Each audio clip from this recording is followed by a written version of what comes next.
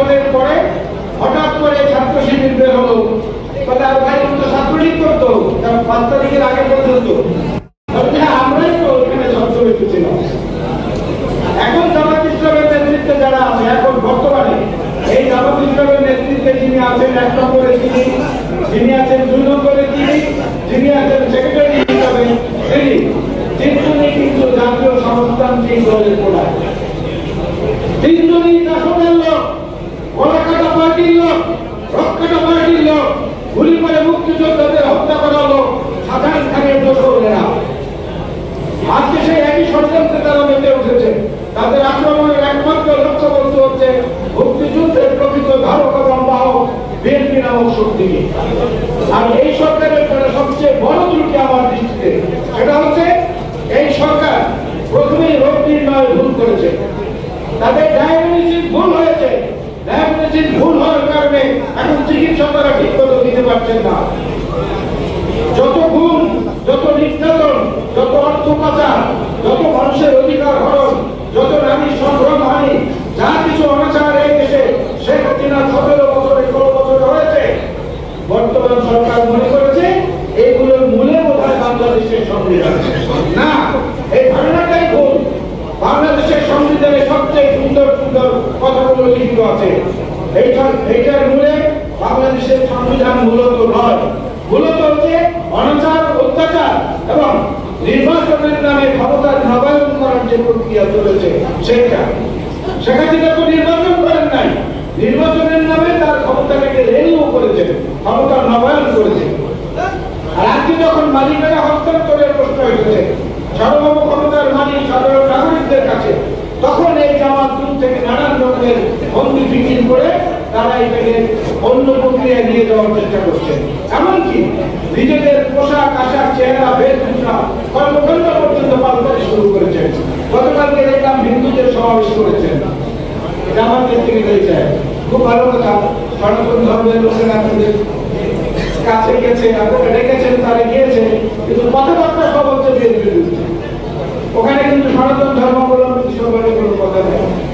এক জায়গায় শুধু সেক্রেটারি বলেছেন অমুক মার্কা দেখেছি, অমুক মার্কা দেখেছি, অমুক মার্কা দেখেছি। আরে ভাই, ধানের শীষের সঙ্গে তো ছিলেন, ধানের শীষ না দিলে তো কেউ 2 টাকা দিয়েও কিনতো না। বাজারে শুকিয়ে যাওয়া করোনার মতো কেউ কিনতো না আপনাদেরকে। 2018 তো বিএনপি ধানের শীষ নির্বাচন করেছেন। বড় বড় কথা বলেন। 2001 থেকে 2006 বিএনপি সরকারের সঙ্গে ছিলেন সহযোগী হিসাবে। বিএনপির যদি কোনো ভুল হয়ে থাকে সেই ভুলের অংশীদার আপনারাও আছেন। আজকে বারবার আঙুল তোলেন কোথায়? শুধু উপর দিকে ছড়ে, নিজের গায়ে পড়ে, সেটা আমি দেখার চেষ্টা করেন। সেটা না দেখে ক্রমাগত বিএনপিকে যে ভরসাই করার চেষ্টা করতেন, এইটার কোনো ক্রমে আমরা মেনে নিতে পারি না। বিএনপির অবস্থানের আগের সমাবেশে আমি বলেছিলাম আপনাদেরকে যে বিএনপি অর্জুন গাছের ছাল হয়ে গেছে, যার তখন মন চায় ছাল কেটে নিয়ে নিজের চিকিৎসায় ব্যবহার করে। এই অর্জুন গাছের ছাল বিএনপির হলেও চলবে না।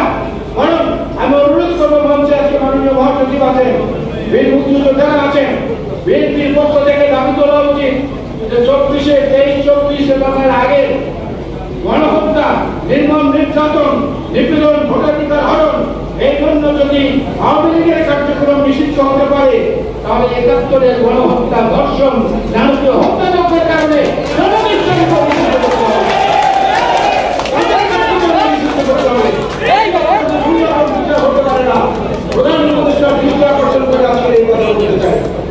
আর আমি আমার বক্তব্য বাড়াবো না, ওনারা বলবেন।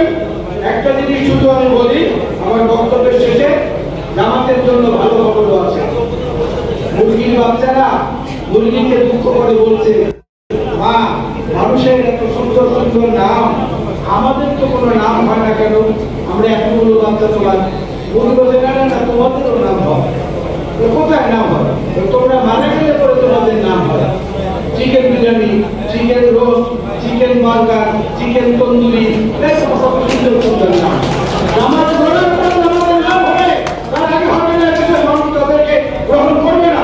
75-এর চেতনা আমাদেরকে সেটাই শিখিয়েছে। স্বাধীনতার পক্ষে, মুক্তিযুদ্ধের পক্ষে এবং মুক্তিযুদ্ধের মূল যে ধারণা, মূল যে রূপরেখা, সেটা হৃদয় লালন করে শহীদ জিয়াউর রহমান নুরুত্তম। তার নেতৃত্বে হয়েছে 75-এর 7 নভেম্বর দেশনেত্রী বেগম খালেদা জিয়ার নেতৃত্বে এসেছে 5 সাল থেকে একদলীয় গণতন্ত্রের সুবাতাস। তার নেতা তারেক রহমানের নেতৃত্বে আসবে এই দেশের জনগণের মালিকানা জনগণের কাছে ফিরিয়ে দেওয়ার সেই পুনঃপ্রবর্তনের বন্দোবস্ত। এটাই আজকে আমাদের প্রত্যাশা। জাতীয়তাবাদী মুক্তিযোদ্ধা দল জিন্দাবাদ, শহীদ জিয়া দুরুত্তম করো, দেশনেত্রী বেগম খালেদা জিয়া জিন্দাবাদ, যারা তারেক রহমান জিন্দাবাদ। আসসালামু আলাইকুম।